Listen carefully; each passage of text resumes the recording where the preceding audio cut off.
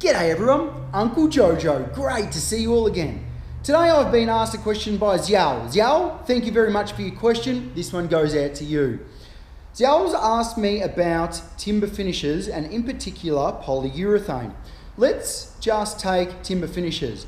There are timbers in China, Egypt, India and some other places that show varnish on them that age back over 3,000 years. So we've been using timber finishes for a very, very long time.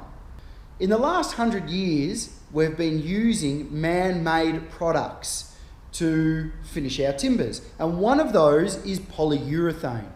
Polyurethane was originally made in Germany in around about 1930 and made its commercial debut in about 1950. Polyurethane is a plastic compound that you paint over the top of your timber. And if you look here, I've got some polyurethane that I've peeled off this piece of timber here. You can see just here, and it just peels off like plastic.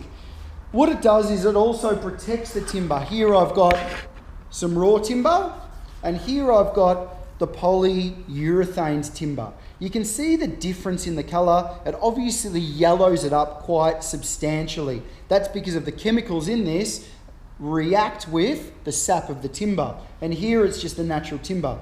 What you can also notice here is that this timber, it's been down for over 100 years, has very little wear and tear because this plastic coating has really helped protect it. Whereas here, although it's been under a wall, we can see some big dents, water stains, and other bits and pieces throughout all of that timber, which add a bit of character, but reduce the longevity of that timber if the water stays on it for too long.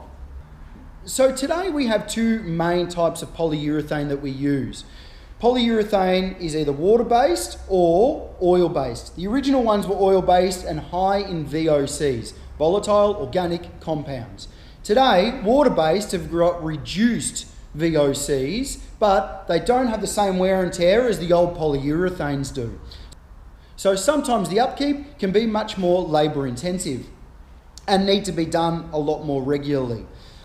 Another trait of the old polyurethane is that you would only need to put 2 coats on, but you would have to leave it for about 24 hours between each coat. And those coats would be thick and they would leave a layer of plastic after it. Whereas the new ones, you can do super quickly, very close together. Around about, for the first 2 coats, 4 hours in between, and then the next 2 coats, probably 8 hours in between. And then you'll get a really nice finish. But again, it won't be as hardy or as thick as the old polyurethane. So that's where you need to weigh up what you want to do and how you want to go about it. You also need to take into consideration your environmental impact or the embodied energy that the process is creating when you're doing the finishes on your home.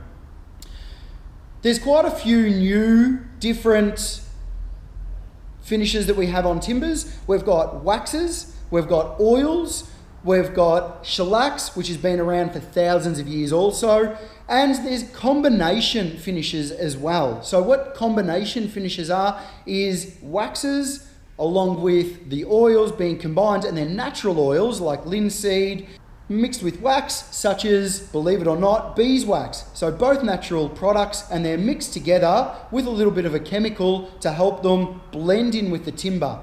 If any of those timbers get scratches, then what we can do is actually sand back that area and patch that really easily so we don't overuse the labour of love in bringing those seamless finishes back into our floors. Xiao, thank you very much for your question. I hope that's answered everything that you need. Anybody else out there, please flick over any questions you've got for me. Until then, like always, stay unreal banana peel, and I'll see you in the soup.